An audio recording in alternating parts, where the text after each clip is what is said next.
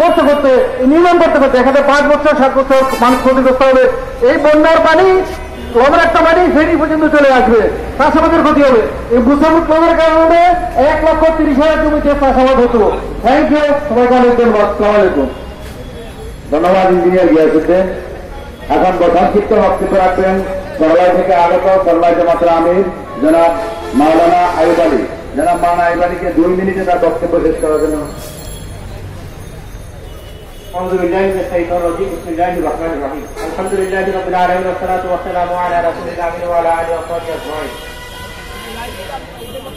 সোনালী নদীবাংলা রোডে আজকে আয়োজিত এই ঐতিহাসিক মানববন্ধনের সম্মানিত সভাপতি, সম্মানিত আয়োজক বিন্দু এবং সম্মানিত উপস্থিতি, সবাইকে আমি স্বাগতম আমার পক্ষ থেকে শুভেচ্ছা জানাচ্ছি। সম্মানিত উপস্থিতি, আজকে আমি আজকের এই মানববন্ধনে অগ্রণী ভূমিকা নিয়ে একজন ছায়াপথা ছিল আমাদের সরাইবাহির সাবেক চেয়ারম্যান আব্দুল মতিন মুতা। উনি কিন্তু আজকের এই মানববন্ধনে নাই, পাশাপাশি পৃথিবীতে নাই। আমরা উনি যে ন্যাক্তারজনকভাবে হত্যার শিকার হয়েছে, আমরা আল্লাহ তাআলার কাছে দোয়া করছি, আল্লাহ তাআলা